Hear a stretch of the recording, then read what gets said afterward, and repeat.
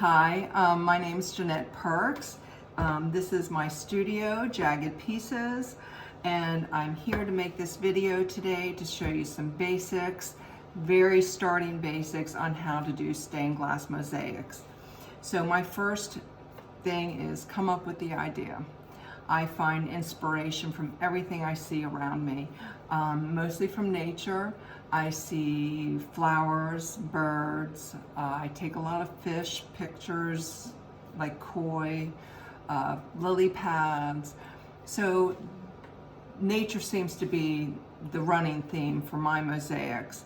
So I wanted to show you, with a little bit of inspiration, a little help from the internet, you can create a really nice design and then make it your own. And that's what's really important, is to get inspired by something, find your references, find what you want to put down on your board, and then make it your own. So I wanted to start today with some tulips. And I found some tulips on the internet, and I wanted to just try to play around with these designs to find out how I like them best and how to create a design that's mine. You do not want to just straight up copy someone else's work, whether it be a picture, an illustration. If, for instance, you wanted to use this verbatim as is, then when you find this on the internet, reach out to the artist and ask permission to use their image. That's really important. You can use references to help you maybe get a motion or a movement or a shape or a color or a highlight of how light is hitting your subject matter. I rely on those a lot because, for instance, I can't draw a frog dripping off of a leaf, you know. So I find a frog, I Google it, I get images all the time, they're out there, and then I can use that image to help me figure out where I want his legs to dangle, okay? Or how to place his body in a particular shape on a leaf. So that's what we use references for. So this one I really liked. I'm not real attached to this color, but I did like this form, and I like this shape of the stems and how the simplicity of these leaves here.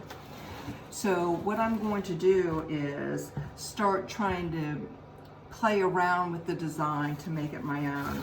Now, this piece of board is a standard, I think it's a half or a quarter inch, probably a half inch MDF, which means medium density fiber board. It's something you can get at Home Depot.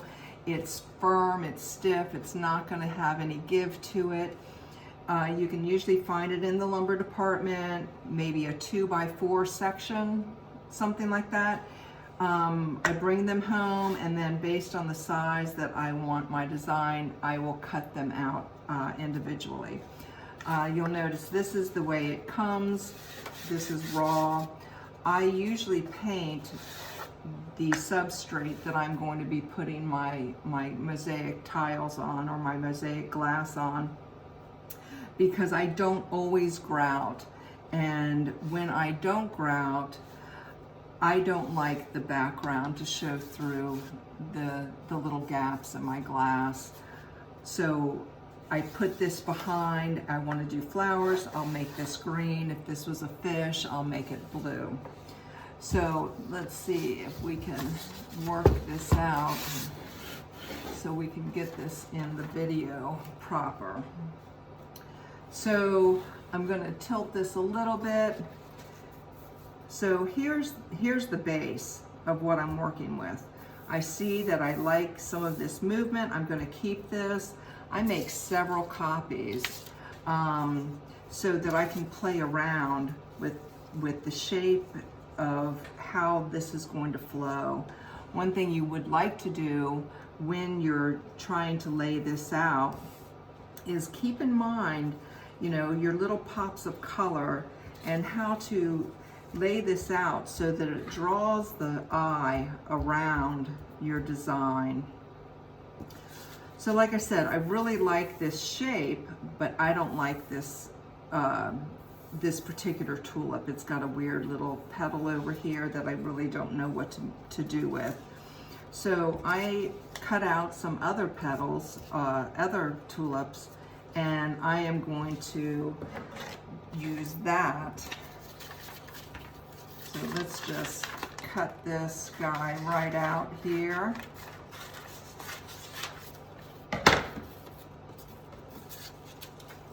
And I did want to do a butterfly, so I found a nice butterfly reference I like. So I like the shape of this tulip, and I like this here, but there needs to be something here for my eye to draw me up to this area. I really like having a different tulip to just do a little bit of kind of a different juxtaposition to help give the piece some interest. So I think I like having a tulip in just about this position, but we're going to need some more leaves. So I've cut out a leaf here, and I kind of like that. And we have another leaf here that I am going to utilize as well. And this could be a leaf that's in the background somewhere to help fill up some of the space. And we're going to need to put a stem here ultimately. So I think I kind of like that. Now here is one of the butterfly references that I found, and I really liked how that looked on the piece. So I think I'd like to have it maybe right about there. So what I usually do